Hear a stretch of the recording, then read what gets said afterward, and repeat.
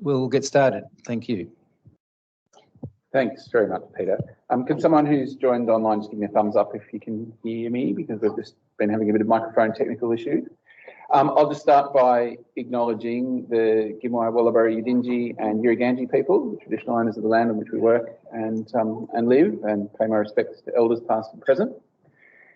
And as Peter said, I do have some eclectic interests, not all of which relate to infection, and I'm going to talk a little bit today about artificial intelligence in medicine. And for those of you who dislike novelty titles, the explanation is on slide 6.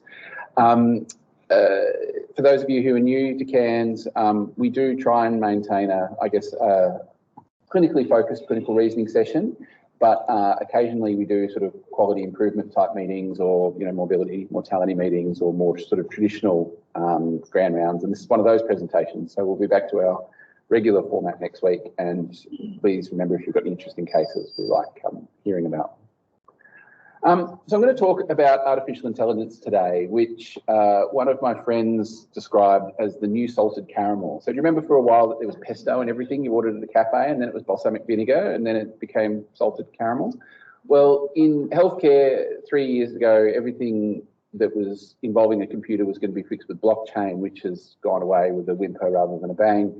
And now the answer is apparently artificial intelligence. And you've probably noticed that Windows and your phone and various other things are all jamming artificial intelligence into your devices without your permission and saying that it will revolutionise your life. And I'm going to talk a little bit today about how that might work in healthcare.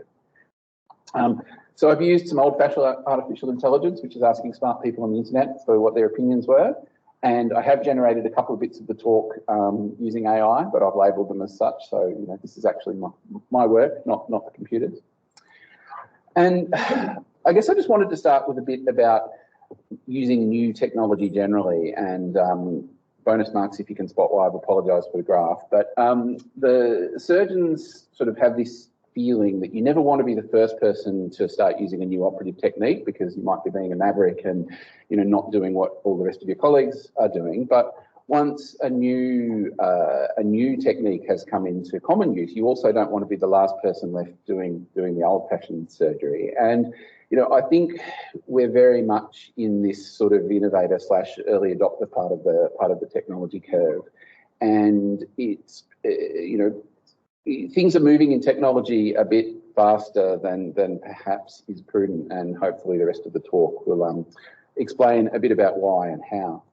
A lot of this comes from the technology side of artificial intelligence, and I won't go into all the details of agile software development, but essentially the internal company motto in Facebook was move fast and break things. And what that meant is if you make changes and something stops working, then it doesn't matter, because we can have, we keep iterating on things as we go. And as long as we've got a website that works and that generates us lots of money through ad revenue, people will tell us if something doesn't work, and then we can change it as we need to. And, really the key question of the talk today is move fast and break things a reasonable way to practice medicine, which hopefully will telegraph the rest of the talk and the way I'm going to be going. So for the novelty title haters, the top left picture there, if you ask Google, which has got now got AI in it, whether you can melt eggs, Google will tell you, yes, you can melt eggs by heating it in a microwave or on a stove. It then goes on to say that when you heat an egg, the proteins in the yolk thicken, which is called coagulation, and it happens at 60 or 65 degrees, and a lot of very appropriate stuff about cooking eggs, but they don't actually address the issue of melting eggs. And obviously, if you superheat an egg, it will burn, but that's still not really melting. And then it also talks a little bit about dissolving eggshells, which is also not melting an egg. The other one over on the right there is a human asking ChatGPT, or stating to ChatGPT, did you know that there's no country in Africa which begins with the letter K? And ChatGPT says, yes, that's right. There's 54 countries in Africa. None of them begin with the letter K. The closest is Kenya, which starts with a K sound, but is actually spelt with a K. I've got a couple more. You like cats? Hopefully anyone who has a cat or who has been near a cat will know that they do that thing where they jump up onto your lap and start kneading with their claws, which is terrible if you're wearing shorts because you end up with all these little scratch marks on your thighs. So someone asked ChatGPT, if a cat needs a blanket, can you tell me what that is called in Japanese? Which seems like a very reasonable sort of question to ask an artificial intelligence. And ChatGPT says, oh, I won't go through it all, but the behaviour of a cat kneading on a blanket is called nade nade, and it gives you the hiragana for nade nade in Japanese and explains a little bit about what it is, and all seems very plausible. Now, two things about this. Number one, as I'll show you on the next slide, it's wrong. And number two, is this something that you actually need artificial intelligence for? Or is this just something you could type into a search engine, like a dumb search engine, rather than using an artificial intelligence? This one's probably on the border, because not only is there sort of interpretation, you're sort of asking it to, for the name of a specific behaviour, you're also relating that to terms in another language. So, it's a complex query, and perhaps that is the sort of thing that you want to do with artificial intelligence. But how you can catch GPT out is by then saying, can you tell me what nade nade is? It says, oh, I'm sorry, I got it wrong. Nade nade isn't the behaviour of a cat kneading a blanket. Instead, it's stroking or petting an animal affectionately. The actual name of a cat kneading a blanket is called nuku nuku, and it also gives you the hiragana for nuku nuku. And terribly sorry, I stuffed that up. Won't happen again. What does nuku nuku mean? Oh, I'm sorry, I got that wrong too. Actually, there's nothing called nuku nuku in Japanese that means cats kneading blankets. The actual behaviour is called puniku, and in this case, I've highlighted the hiragana because that's actually wrong as well. That's pun pun, not puniku, which is an onomatopoeic term for blah, blah, blah. It's terribly sorry that I got it wrong. If there's anything else that I can help you with to give you a useful and true and correct answer, please ask. So you can ask, Bing search, does Australia exist? No. So, you are all brains in jars. And the really, where this sort of links back to what I was saying about move fast and break things, the picture on the left there is not actually labelled as artificial intelligence. If you go to Bing search engine, which is the one that Windows tries to get you to use by default, and just type that into the search box, thinking that you're making, the Bing equivalent of a Google search, it gives you that as your answer. If you then click the other tab that says, oh, I'd actually like to ask Microsoft Copilot, which is their ChatGPT equivalent, and you ask the same question, it gives you a completely different answer, which actually describes that there's a whole heap of mad people on the internet that think Australia is a conspiracy theory made by the British to cover up mass murder. The good thing about Google Copilot is that you can see it gives a few references here, which, as I'll talk to in a minute, is a bit of a problem. So AIs confabulate quite a lot.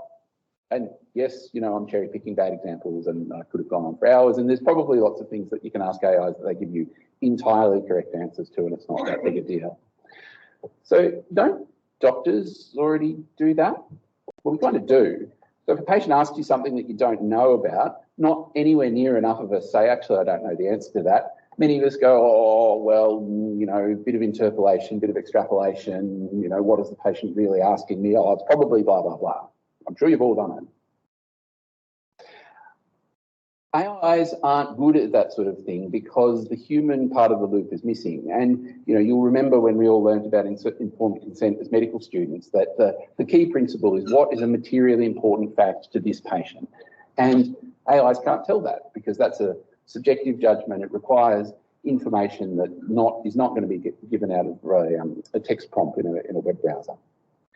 The other thing that I think is potentially problematic for use of artificial intelligence in medicine is that when you ask a question, it gives you an answer.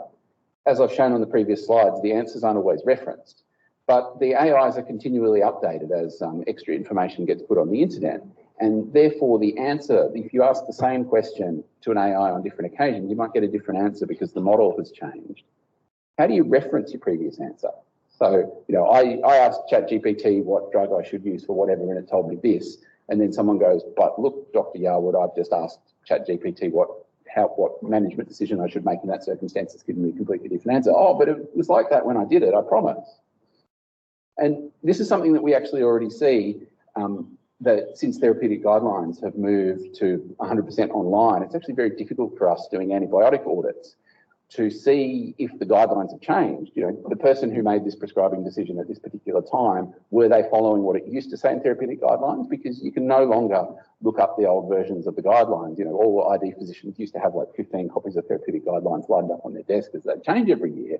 But now we just have to try and go, oh, I think these guidelines were changed, or it says it was updated there. And this is a problem inherent with artificial intelligence, particularly when it's as poorly referenced as I've shown you that it is.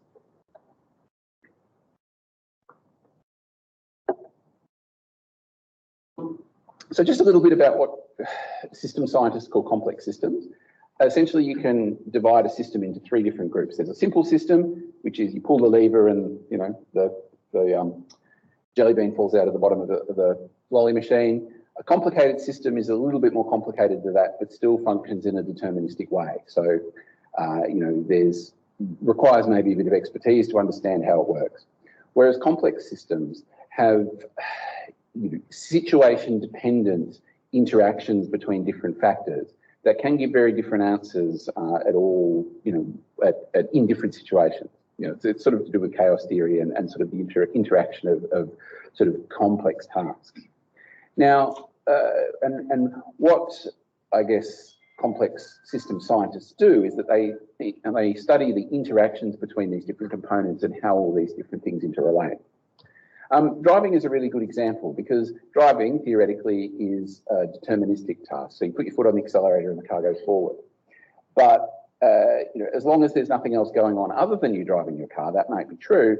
But whether it's raining or not, how fast you're going, you know, whether there's other people on the road, all of these things introduce complexity. And I've taken a couple of slides out in the interest of time, but you can see here that this is the frequency of rear end crashes. So, you know, didn't stop at the traffic lights in time and ran up the bum of someone. For all cars, sort of dropped over time between 2019 and 2020, you know, around 30%. And then if you look at self-driving cars, where they use artificial intelligence to sort of do the stop-go thing, that the rate of rear-end collisions is almost double. You know, not crashing into the car in front of you should be a relatively simple task for an AI to work out. So how does this apply to healthcare? Well, it might seem a little bit strange, but for many, many years, no one actually ever applied system science to healthcare. Part of that is, I think, because as doctors, we're very bad at sort of taking the good bits of other sciences and applying them to medicine. Part of it is that complex system science is actually very hard. And evidence-based medicine is kind of a bit inimical to systems interactions, because essentially what you're doing is you're trying to control for all of these random elements through the designs of your trials. So you don't really think about them. You go, well, the answer is if I give, you know, bisoprolol instead of metoprolol, the trials tell me that it's better because I've corrected for all these other factors. But that doesn't necessarily mean that those other factors aren't important. And medicine is actually very much the sort of prototypical complex system. So you have differences in health-seeking behaviours of our consumers, you have unpredictable timelines, you know, people present very differently, and very significantly the effect of variation in healthcare, because we all provide slightly different standards of care depending on whether we're tired or hungry or grumpy or what else is going on. So this is just another reason that we need to be very cautious about introducing another factor into healthcare, and particularly about introducing something that we don't have a good handle on the levers for. I've got a couple of specific examples of the applications of artificial intelligence in healthcare now to go through. This is an old one, which those of you who've been around for a while have probably heard me talk about before. Google Streams was a workflow that Google developed with the Royal Free Trust Hospitals, or the Royal Free Hospitals Trust in the UK. And essentially it did big data on all of the medical records from all of the patients in the Royal Free Trust Hospital. It had an algorithm that looked at all of the blood test results at the time that they came off the analyzer. And if it detected a patient had acute kidney injury, then it robocalled the specialist to let them know that their patient had an acute kidney injury. This is just their graphical way of saying, you know, the lab technician paged the nurse, who paged the RMO, who looked at the results, who paged the specialist, who, you know, then got out of bed and thought about what to do, and it all took a very long time, as opposed to Google Streams automatically robocalling the specialist and letting them know. So in their little trial, again, this was a long time ago when the technology was a lot more crude and numbers were much smaller. They looked at 2,000 blood tests. They found 66 patients who had acute kidney injury. They issued 23 alerts, which is good because they didn't automatically call everyone. 11 of those required action and 2 of those required immediate review. But not really 100% clear to me that being woken up at 2 o'clock in the morning by a robocall that says, "Hello, Dr. Yarwood, your patient, Mr. Smith's creatinine has gone from 60 to 85. You should review this," is actually going to significantly improve patient care in any way, other than make me very grumpy and cause the digital recall budget for the hospital to blow out. Because some of those filtering steps, like the RMO looking at the patient's chart on the ward, actually goes, well, this is not a clinically significant, important thing, using judgment based on, what they know and delegated lines of authority through the MedReg and all the other people. So there are actually checks and balances that the AI sort of circumvent in the name of doing it more quickly, but that doesn't necessarily mean that it's doing better. The other problem with Google Stream is that it was also found that it was illegal because Google breached the UK's data protection laws that actually used a lot of this specific patient data and medical information about named patients to train their AI models, and was shut down after it was found to be illegal because it breached all of these patients' confidentiality.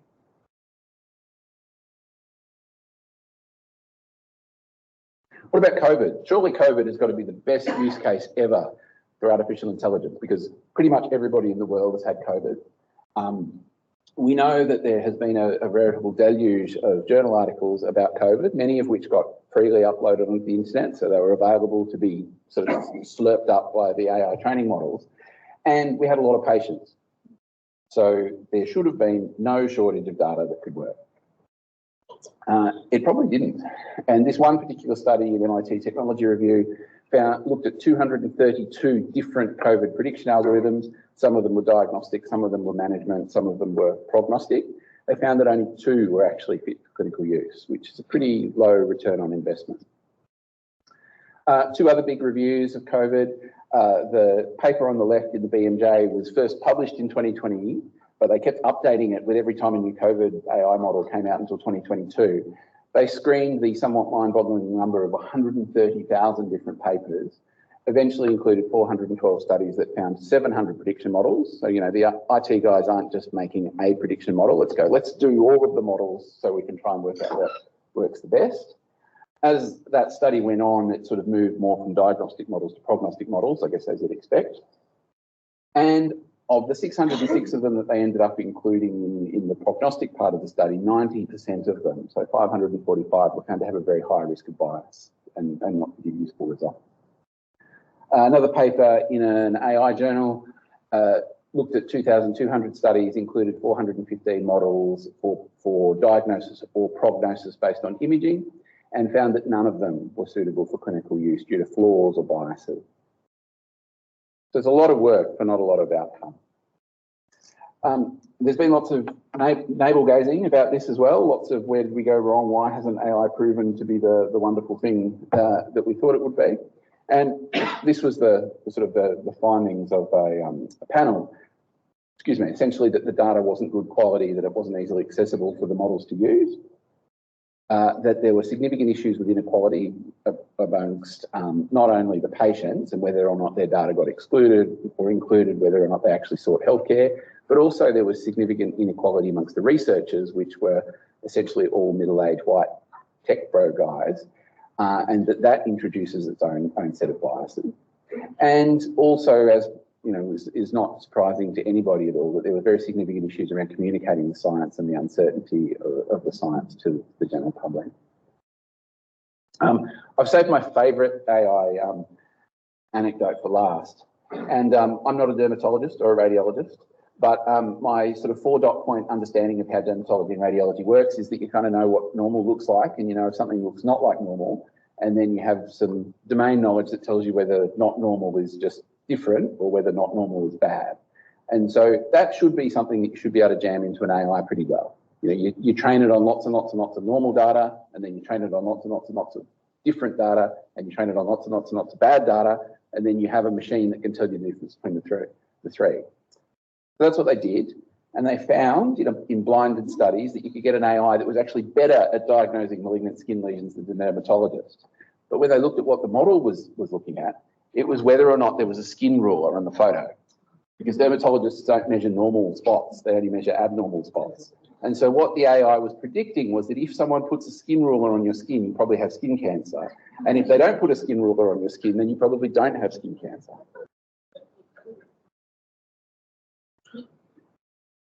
We have no possible way of understanding that that's what the model worked on. You need IT nerds to be able to look into the model and pick out what the factors are that make these models useful. So, black box medicine is bad when it's in the lab and you don't understand what a pathology result means, but black box AI is bad in a different way because we don't even necessarily have a way of understanding why it's bad. So let's ignore all of those things and assume that you've got ChatGPT up and running. There's this very important sort of IT principle to do a program that's called garbage in, garbage out. Now, this is two different ways of asking the same question about the same clinical scenario. Many of you will be aware that I see a disproportionate number of people who have delusions of parasitosis. The column on the far side is me asking a question. I have chronic itching and it feels like things are crawling under my skin. Doctors can't work out what's wrong with me. What could it be? And the response that the prompt gives is actually pretty good. It has a disclaimer that says I'm not a real doctor. It says that it's important to see a doctor, which is great. It talks about some of the potential things that it could be, like eczema or dermatitis or weird neurology things like peripheral neurology and neuropathy and other things that cause funny sensations. When I shared this with the team, Cody, our registrar last year, asked the same question from the patient's perspective. Doctors keep giving me the wrong treatment for the parasites that live under my skin and I'm still itchy. How can I make sure that I'm diagnosed and treated properly? And the paragraph on the right is actually a very good way about how to communicate with doctors who don't listen to you. So the utility of the information that you get out of the AI depends very much on the question that you put in. So hopefully I've given you a bit of an idea about why AI is a problem. But you hear it a lot. It's on the news like pretty much every day. And I was saying to Peter that I finished writing this talk last Friday. Since last Friday, I have found a story in the mainstream media without looking particularly hard every single day that I thought, oh, I should put that in my talk, but it's sort of too long already. So, this is everywhere and is getting into more places more quickly. So, what is artificial intelligence? Well, generative AI is the other thing that you might have heard it called. Generative AI is a terrible term because it doesn't generate anything. What it basically does is essentially it's autocorrect on your phone, the predictive text, based on the data set of everything on the internet, which makes it sound quite a bit less fancy than artificial intelligence. It's not intelligent, it's statistics. If I look at articles that are to do with delusional parasitosis, statistically, what is the word that's most likely to come after the word that I've just produced? That's all it is. I'll retire now and live on the royalties. The reason that it's a problem, as I've already alluded to, is that the data set is proprietary. So the information is all available on the internet. Everybody's uploaded all of their stuff to read. But how they turn that into the secret source, you're not allowed to know because that's what the IT people do and that's how they sell you their system. They go, you need our special IT expertise to be able to implement this model. And the stuff that they feed into that model is essentially everything that you can find on the internet that's not behind a paywall. Some of you might have heard of Project Gutenberg, which is when books fall out of copyright, they get uploaded as free text on the internet, information that's in the public domain, and importantly, scientific articles that get published as open access, but not the ones that get published behind paywalls, because the medical publishing companies don't like people getting around their paywall because they add value to science by publishing articles and then hiding them away where no one can find them unless they pay lots of money. Open access versus non-open access is another whole different talk, but it's important to remember that, the global south, the developing world, are disproportionately affected by sort of medical publishing problems, and that, open access to information is great.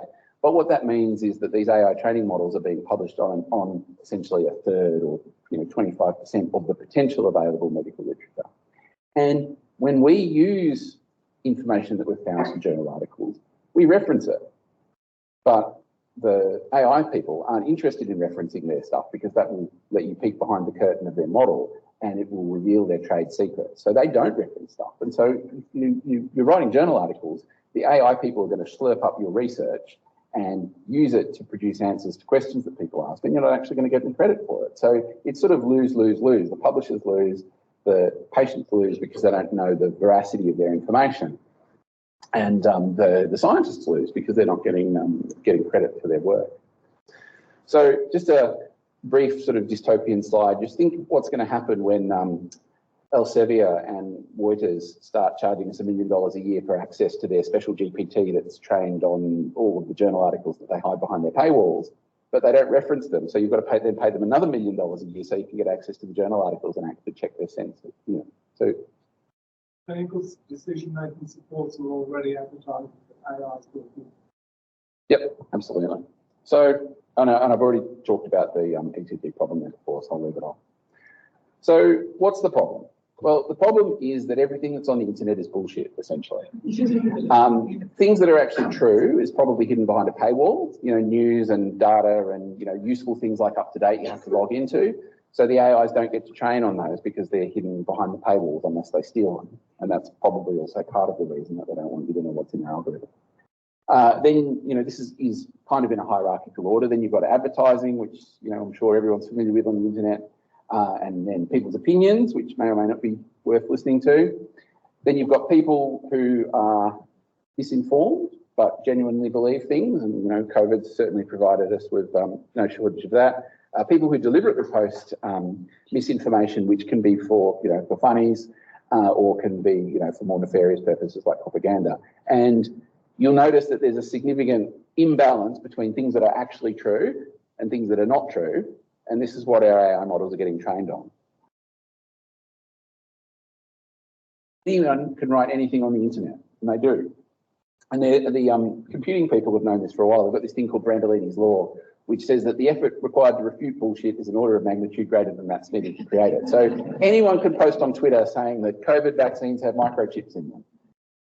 Easy, it's done. And people will amplify that because they want to believe, and it's very easy. Me to say, actually, no, I'm an infection specialist. I know something about vaccines, and I can show you the product information that says that there's no microchips and that it's all done using GMP and that there's this chain of custody and biology. I could spend hours creating a comprehensive, 400-page post that comprehensively demolishes the fact that there's no microchips in COVID vaccines. You go, oh, bullshit, you're being paid off by Big Pharma. And then that gets amplified. Doctor says, Big Pharma doctor says all this stuff is not true, and that actually feeds the fact that people think that there's COVID, there's microchips in COVID vaccines. So you can't actually win against the bullshit. Right. Now, I'll skip over most of this slide, but essentially, people were very hopeful in the early days of the internet that free access to information was going to, revolutionise the world, that there would be no need to be experts because everybody could find everything that they needed to know on the internet. As we've seen, what this means now is that people think that experts are either biased or paid off by Big Pharma or are just really annoying because they're super eggheads who pretend that they know everything.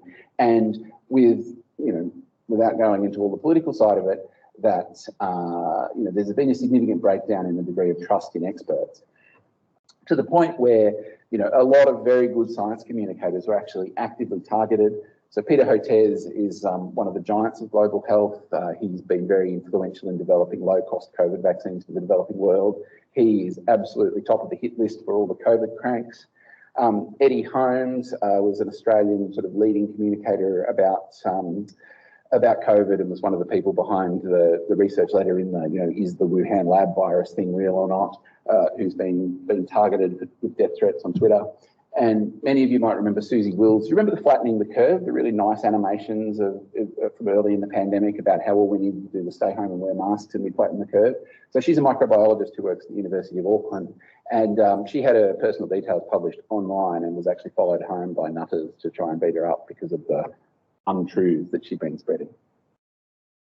So surely, if we use AI, then it really removes all those eggheads, and you can just get actual science back from the algorithm without having to worry about annoying personality. Well, this is what happens if you ask Stable Diffusion to draw a platypus. I'm reliably informed that there are actually good pictures of platypi on the internet, but these are not them. And the other problem is that people are very bad at telling truth from falsehood. If you've seen Media Watch, you know, every second week, Paul Barry's talking about a story that was untrue that got amplified throughout the mainstream media. Those of you who like The Onion, the world's greatest satire site, there's a whole Reddit dedicated to people who take Reddit articles, Onion articles like this one. You know, remember the Tech Bro submarine that imploded because they built it out of PlayStation controllers and things that weren't waterproof. You know, people believe this stuff. And as I've already explained to you, the stuff that we feed into AIs is all full of nonsense and doesn't cite its sources. So if someone posts, ChatGPT told me that there's microchips in COVID vaccine, people are going to believe it. What actually worries me more than that is if you ask a ChatGPT some sort of medical question, I think lay readers are not going to be very good at telling truth from falsehood. That's probably not surprising because it requires, you know, technical and scientific knowledge that they don't have. But the thing that I think is more worrying is what about, you know, other physicians asking an infection question or me asking ChatGPT something about immunology. If like there's enough sort of, you know, it says cytokines and signalling pathways enough, I'll probably go, oh, that sounds plausible. I won't check with Peter because ChatGPT has given me a useful answer. I'll go, oh, right, okay, that sounds fine. So, you know, have we got this sort of, well, it's not really the Dunning-Kruger phenomenon, it's kind of the reverse Dunning-Kruger. But anyway, you know, are people just smart enough to not see that they're being fed nonsense? So there's many, many, many potential barriers. Ignoring all of that, what about the data that goes in? Well, this is what happens if you ask Google what a doctor looks like. And you need to remember that Google tweaks their algorithms. So you can see that the top line there's a white man, a black man, a South Asian woman, an Asian woman, another black man. If you look at what happens when you ask Google what a nurse looks like, that's maybe a bit more sketch because they're disproportionately people of colour and women. So, you know, white men aren't nurses because white men are all surgeons. If you ask Google what a surgeon looks like, they're all white men. If you ask Stable Diffusion to generate a picture of a doctor working, you can see a very respectable looking, slightly greying man wearing a cheap stethoscope, wearing a collar and tie at his desk. So, and the difference between the two is that Google actively tells its search algorithm, if you search for a doctor, don't put all white men, otherwise people will get cranky and complain at it. Whereas the AIs don't yet do that. Or in some cases they do it, but it's you know, not done as well as it could be. And not only is there potential for bias, but there's also the potential for bad science. So if you imagine you're an AI guy, you're probably about 20-something and white, and you live in California, and you say, well, we want to come up with a model, but we need to make sure that it's not racist. Otherwise, all those woke people will complain at us about our racist AI model. So what we need to do is we need to exclude racial data from our predictive model. And then we can't be racist because we're excluding race. So if you, for example, ask someone to generate the likelihood that a patient will end up on dialysis, I can demonstrate to you a statistical model that with not a very good p-value will show you that if you have more letters in your surname, you're more likely to be on dialysis than someone who has fewer letters in their surname, not including anything to do with race.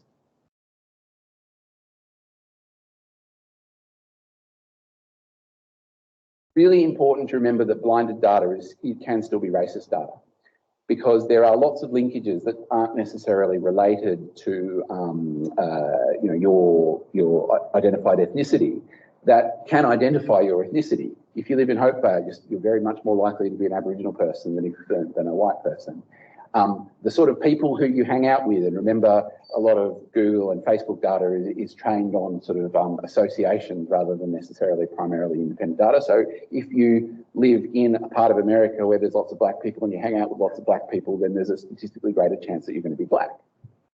So you can build algorithms that are racist even when they exclude race as a factor. And this has been very, very well shown in, artificial intelligence research. So, for example, AI screening of resumes for job applications, you're very, very, very much less likely to get an interview or to pass the screening if you've got a black-sounding surname in America.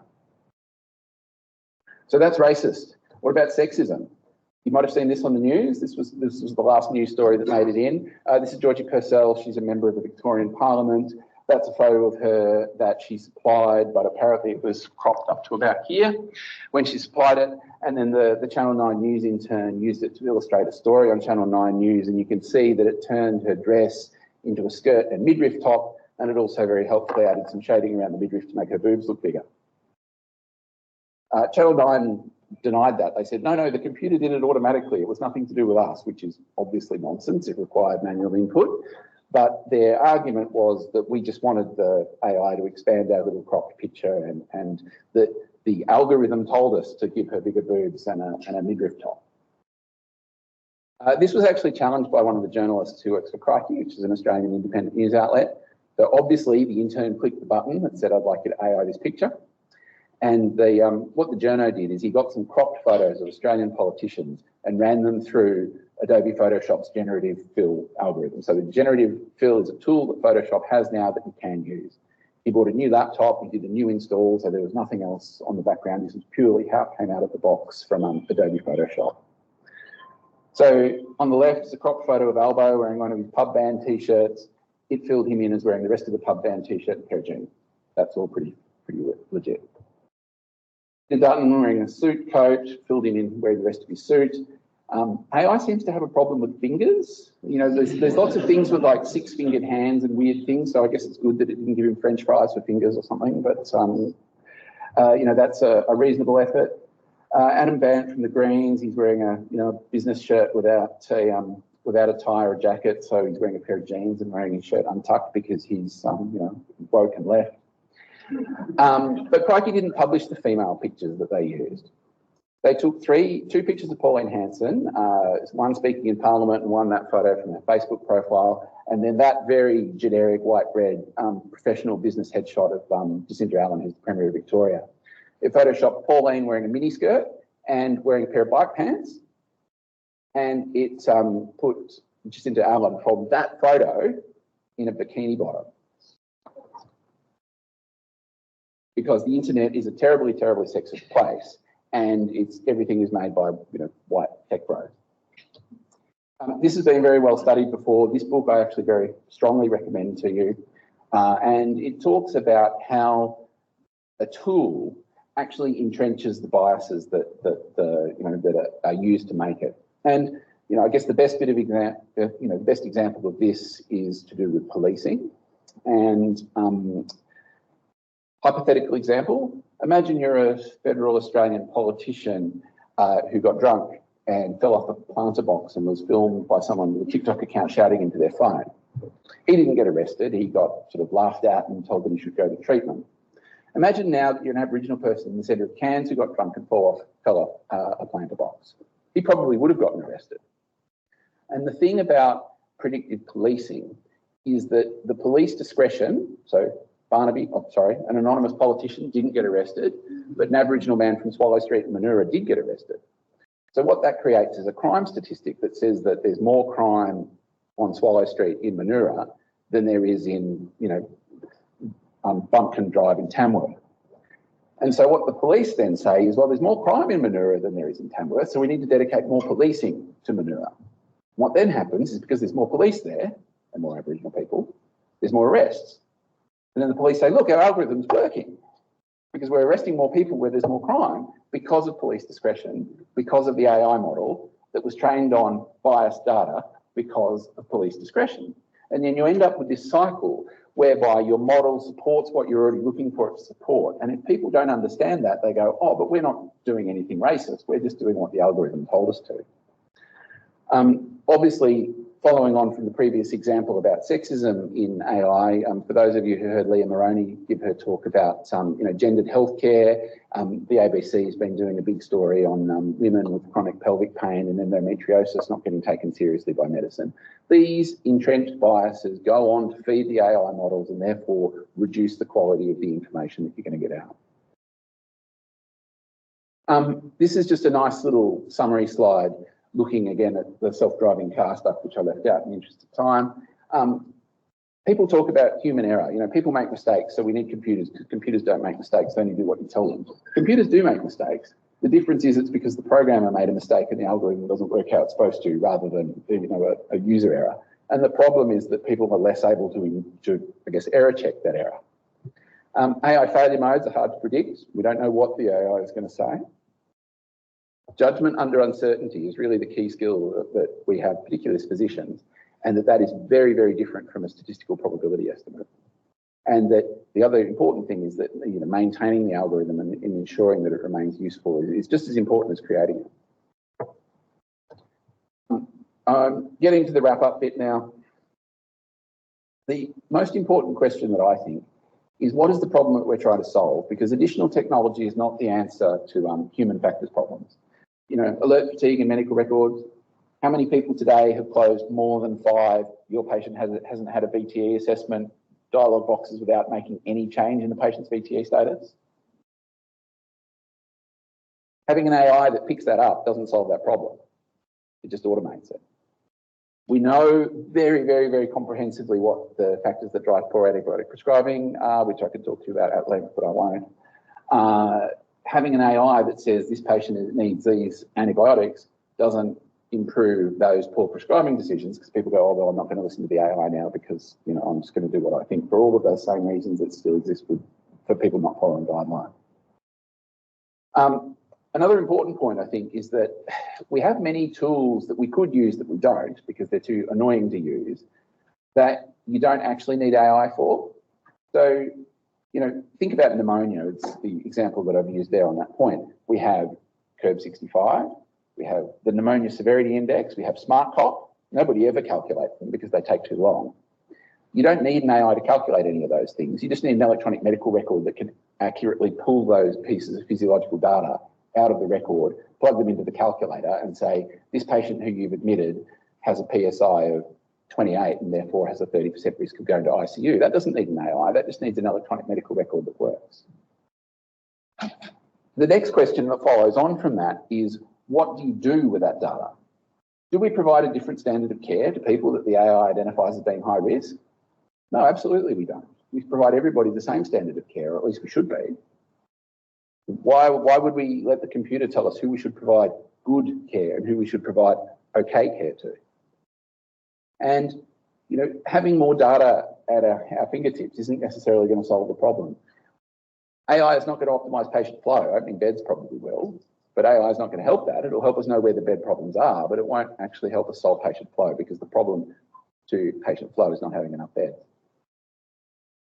I'm going to skip over the next couple of slides because I've talked too much anyway. Important question, are we as doctors going to know how to use AI? Probably not, because you probably heard me say before how terrible I think most doctors are at using computers.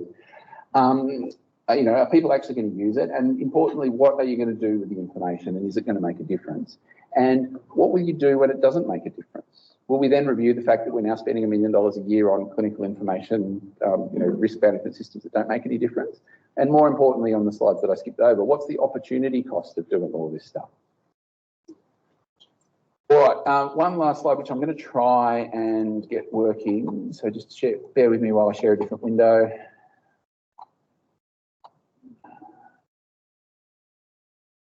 Share that one, because then I can do this. That one. This is a video of some Japanese tech bros demonstrating an artificial intelligence model for animating human shapes. So they fed it data about movement and about all different sorts of stuff. And the idea was to essentially create an artificial intelligence system that could model animated video characters. The person that they're presenting it to is Hayao Miyazaki, who, for those of you who know, is the guy behind the Studio Ghibli animation, very, very famous anime producer. And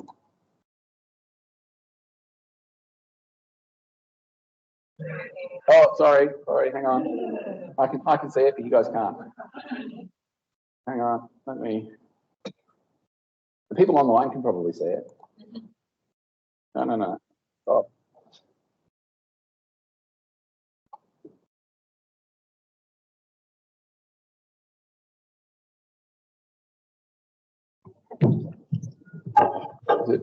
Oh, there we go. Hang on. That the people online probably won't be able to see that now. Let me just sort that out. No, right. Okay, there we go. And bigger, and I will hit play.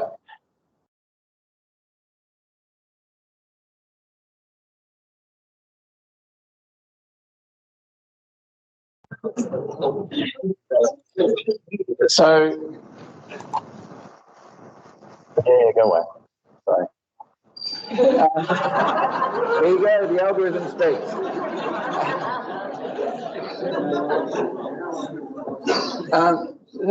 Medicine is an art as well as a science, and we need to remember that by solving the technical problems in medicine, we don't necessarily want to lose sight of the human factor. I'll leave it there.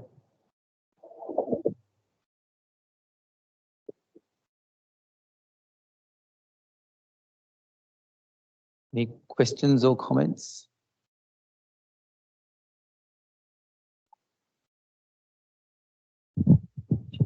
Thank you. That was amazing. What I'd like to say is that I think when it comes through to our next generation growing up, I think with a lot more exposure to technology, is how are we going to teach our younger generation and even ourselves to critically appraise everything that we come across on the internet?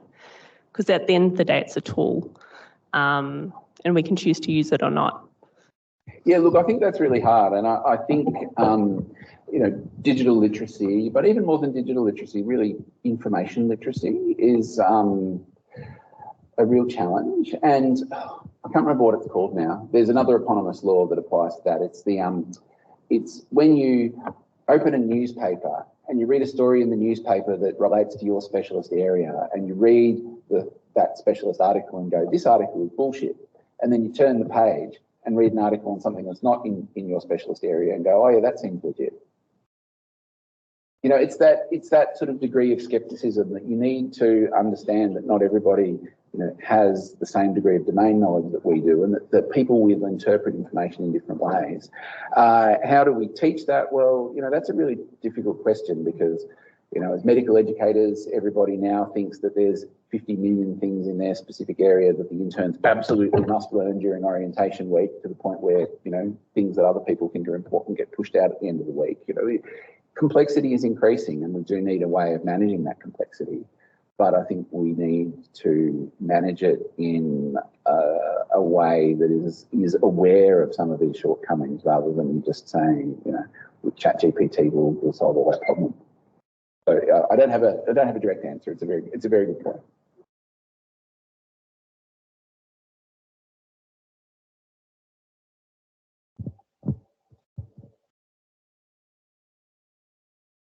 Thank you for that. That was really interesting, Trent. I think it's interesting at the moment that I think probably as a younger generation of doctors, we think that we need to find the information very quickly. And so we often will go to these, databases or sources to find that information. But I think, there's probably been a shift in thinking in terms of, back in the day when resources were a whole lot harder to come by, you would sort of take a bit more time to find answers for patients. But now we kind of go to those sources where we can find information quickly. And I think that's what ChatGPT is doing. And people are kind of relying on them as reputable resources. I've had interns on my team come to me, explaining the rule of fours on how to break down brainstem lesions and identify it in those resources. There's been reputable information, but I have been able to sense that there's some things that are incorrect, but they're sort of using this as repeatable information before they go to their registrar. So it's kind of challenging because juniors have that idea that they need to find information quickly, and that's where these kind of fill that gap. And look, historically that's always been a problem. There's no functional difference between a medical student quickly looking up something in the yellow Oxford handbook and reading the cheat list and then presenting it to you versus them asking ChatGPT and reading it out to you. It is the same problem. It's access to information doesn't ensure understanding of information, and it certainly doesn't imply, clinically appropriate and useful use of that information. So you're right. Look, it is just a different way of getting access to information, and we need to make sure, I guess, that we consider the information that we're getting out of it, as reliable as it actually is, rather than as reliable as we might want it to be.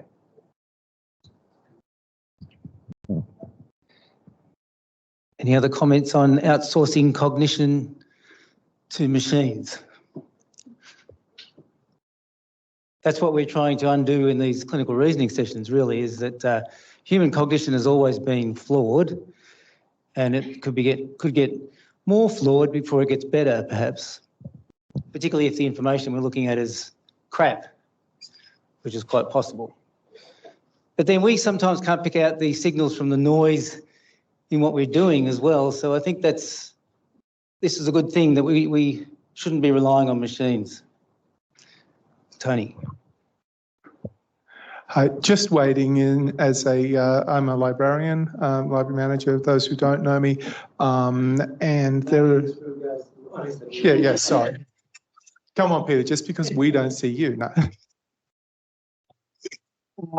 I just wanted to point out that the tools that we have available to us, there are many people who are great fans of things like Medline and UpToDate, and they are clearly identified as clinical decision support tools. And it's really important that when we're looking at that kind of information, which AI is creeping into, it's not that AI doesn't have access behind that paywall, it lives behind that paywall now. It's important that as medical practitioners, we're aware that those are support tools, not decision-making tools. And as long as things like these clinical reasoning sessions are here to build the capability to understand the differences, I think that is actually the solution. It's not necessarily knowing how to discern the value of every piece of information. There's too much out there. It's knowing how to discern and make decisions in ways that are clinically relevant, and then using these tools to support this. And in that way, you'll know when it's bullshit. And can I just put in a big plug for the library and remind everybody who might not have been into the library that even if you don't go into the library, you can actually email the people from the library and say, I've got this really difficult clinical question to do with the blah-de-blah of the blah, blah, blah. And usually within a week, or perhaps a bit longer if you're really unlucky or they're really busy, they will send you back like 15 references that are all really useful. So it's a fantastic service, and don't forget that it's here in the hospital. Sorry if you get inundated with work.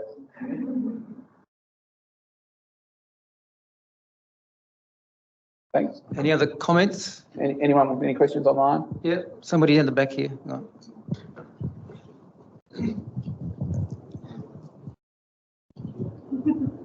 It was more just a point on two things that I heard recently that I thought were quite interesting in terms of assessment in medical school and training. I have a younger sister who's doing medicine in Ireland, and they were all asked to write an essay on the course of the facial nerve, and they all just plugged it into ChatGPT and slightly altered around one said start with where it exits, and the other said, talk about its clinical anatomy, and they all created an essay, and everyone got an A, and no one was able to identify which essays were ChatGPT and which weren't. And the other one was that 20 of my comrades in Ireland wrote their reflections for their physician training based off ChatGPT, they came to the end of the term and just plugged into ChatGPT, write a reflection on 3 months on neurology assignment. And again, no one was able to identify it. So like it or not, it's definitely changing the landscape of things. Absolutely. And look, I guess the point that I'm trying to, I'm not a techno-skeptic in all domains, but, I think there's a difference between getting ChatGPT to write a critical reflection or, an anatomical fact-based essay and applying it to a patient on a bed in front of you. I'm sure the ChatGPT neurology output would be, they were fantastic, and they had a really good registrar who didn't give us a hard time for giving, rules and flaws from ChatGPT. Any other questions or comments? Well, could we have a round of applause for Dr. Garvey? And we'll see you next week. My pleasure.